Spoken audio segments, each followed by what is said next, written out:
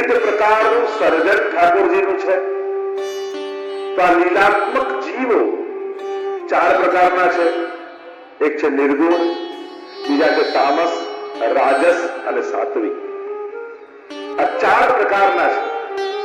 તમારે સુબોધનીજી પણ સમજવા હોય ત્યારે ગોપી ગીત, વેણુ ગીત આદિના અર્થો કરો ત્યારે મહાપ્રભુ સમજાવે કે આ શ્લોક ગાનારા ગોપીઓ કયા પ્રકારના છે. જેમ ગોપી ગીતમાં પણ આપણે જોઈએ તો 19 શ્લોકો ગોપી ગીતમાં હોય, પણ ત્યાં 19 શ્લોક ગાનારા ગોપીજનો જુદા હોય. રાસમાં પણ અનેક પ્રકારના ગોપીજનોની વાત શ્રી મહાપ્રભુજી કરે. આ તામસ ગોપી, આ રાજસ ગોપી, આ સાત્વિક ગોપી, આ તામસ ગોપી, આ તામસ રાજસ ગોપી, આ તામસ સાત્વિક ગોપી, આ રાજસ ગોપી, આ રાજસ તામસ ગોપી, આ રાજસ સાત્વિક ગોપી. સમજમાં આવ્યું? નહીં. અનેક પ્રકારના ભગવદી જીવો છે અને આ સર્વ ગોપીજનો ઠાકોરજીની જ આનંદાંશ સૃષ્ટિનો વિસ્તાર છે. કારણ શ્રી ઠાકોરજીના મુખારવિંદમાંથી સ્વામીજીના મુખારવિંદમાંથી ચંદ્રાવલીજી, ચંદ્રાવલીજીના મુખારવિંદમાંથી લલિતાજી, આમ આ જ પ્રકારે આખી લીલાત્મક સૃષ્ટિનું સર્જન થાય છે. એકો પૌષ્યામ પ્રજાએય, જે વેદની વાત છે, એકમાંથી અનેક પ્રભુ થાય છે.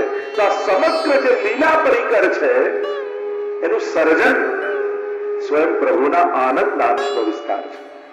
તો આ 4 પ્રકારના લીલાત્મક જીવો છે: નિર્ગુણ, તામસ, રાજસ અને સાત્વિક. અને 84 લાખ યોનિમાં જીવ ભ્રમે છે. તો આ 4 પ્રકારના જીવો જ્યારે લીલામાંથી વિખૂટા પડ્યા અને અનેક પ્રકારની યોનિમાં ગયા.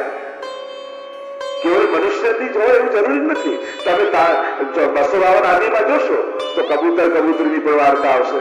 અનેક પ્રકારના જીવોની. જે જીવ જાતિ હોય કોઈ રે તેને તત્ક્ષણ સર્વે સુખ હોય રે. જેને શ્રી વિઠ્ઠલનાથ વિચારે રે તેને પ્રગટ પદાર્થ ચારે રે. વલ્લભાખ્યાનમાં મારા ગોપાલદાસજી કહે છે અનેક પ્રકારમાં જીવ ગયા. તો આ 4 પ્રકારના જીવોનો ઉદ્ધાર શ્રી મહાપ્રભુજી અને ગુસાઈજીએ કરી અને એમનો લીલામાં ફરી ગ્રહણ કર્યું છે. તો નિર્ગુણ જીવો જે છે એમનો સ્વીકાર શ્રી મહાપ્રભુજીએ કર્યો છે. એ છે 84 જીવો. અને આ 84 જીવોને લઈ 84 લક્ષ યોનિમાં જ્યાં જ્યાં દૈવી જીવો છે એ બધા દૈવી જીવોને 84 લક્ષ યોનિમાંથી ઉદ્ધાર કર્યા. નિર્ગુણ પ્રકારના જીવોનો મહાપ્રભુજી દ્વારા અંગીકાર થયો અને લીલામાં સ્વીકાર થયો.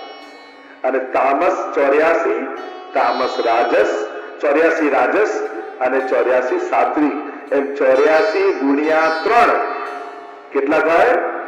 252. તામસ, રાજસ અને સાત્વિક, આ 84 એ 3 પ્રકારના જીવોનો શ્રી ગુસાઈજી દ્વારા સ્વીકાર થયો, એમનો લીલામાં અંગીકાર થયો. અને એટલા માટે 84 વૈષ્ણવની વાર્તા.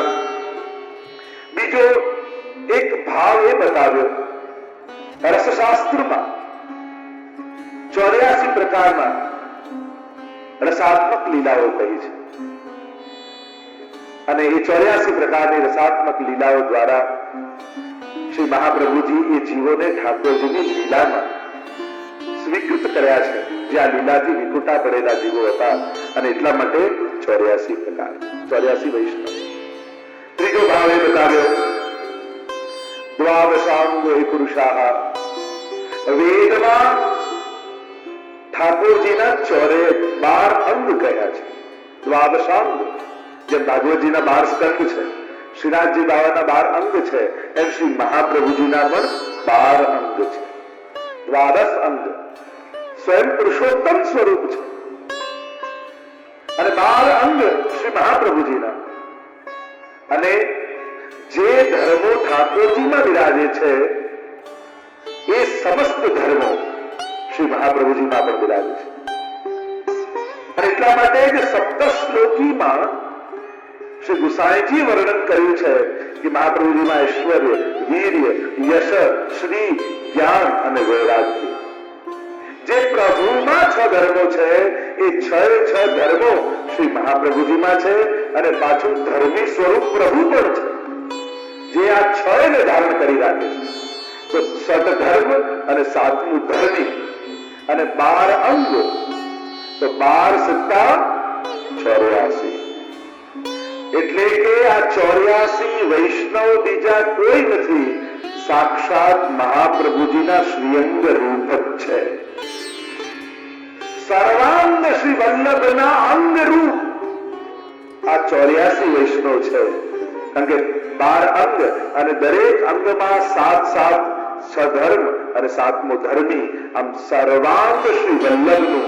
તો એટલું ચોક્કસ કહીશ, જો ભાગવતજી શ્રીનાથજીનું વાંગમય સ્વરૂપ છે, તો આ 84 વૈષ્ણવનો ગ્રંથ એ શ્રી વલ્લભનું સાક્ષાત સ્વરૂપ છે. કારણ કે એટલે 84 વૈષ્ણવ કયા છે, અને સાક્ષાત શ્રી વલ્લભના અંગરૂપ આ વૈષ્ણવ છે. ત્યારે બહુજીને શંકા પડી કે આવું થોડી હોય, આવું કઈ રીતે હોઈ શકે કે સાક્ષાત ગુસાઈજીના નેત્રોના કીકી રૂપ આ ચાચાજી છે.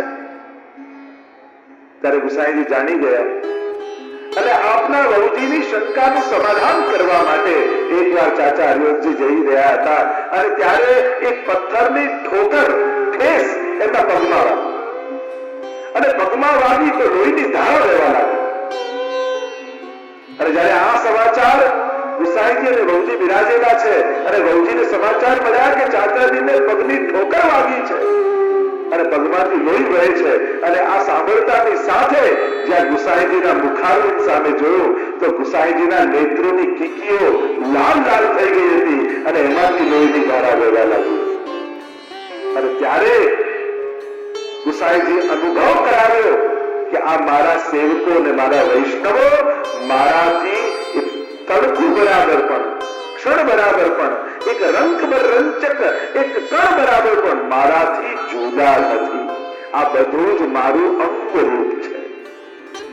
જેનો વ્રજ ભક્તો અને વ્રજ ઠાકોર એ સબ મેરો અંગ, એમ જયારે કીર્તન સાહિત્યમાં ઠાકોરજી કહે છે આ બધું મારું અંગ રૂપ છે. મારા જ શ્રીઅંગની સૃષ્ટિનો વિસ્તાર મારા વ્રજ ભક્તો છે. તો આમ 84 અને 252 વૈષ્ણવ, 84 વૈષ્ણવ એ શ્રી વલ્લભના અંગરૂપ અને 252 વૈષ્ણવ એ શ્રી ગુસાઈજીના અંગરૂપ છે. અને એટલા માટે એ બંનેમાં ક્યારે પણ ભેદ જાણવો નહીં. વાર્તા સાહિત્યમાં આવશે મહાપ્રભુજી પોતાનાથી થયેલો અપરાધ ક્ષમા કરે, પણ આપના નિજજનોનો અપરાધ ક્યારે નહીં કરવો. ઠાકોરજીમાં, ગુરુમાં આ 2 વસ્તુ યાદ રાખ. કદાચ પ્રભુ અને ગુરુનો અપરાધ થાય તો વાંધો નહીં, પણ એમના જે પ્રિય ભગવતીઓ છે એમના અપરાધથી હંમેશા ડરવું. વૈષ્ણવ કે પ્રભુ જેનાથી રાજી છે એ મારાથી નારાજ ન થઈ જાય એની સાવધાની બધાએ રાખવી. મારા વલ્લભ, મારા ઠાકોરજી જેનાથી રાજી છે એ મારાથી નારાજ ન થાય એના માટે સાવધાન રહેવું. તો 84 વૈષ્ણવ એ સાક્ષાત શ્રી વલ્લભના અંગ રૂપ, શ્રીમદ વલ્લભ રૂપ સુરંગે અંગ અંગ પ્રતિ ભાવન કે ભૂષણ.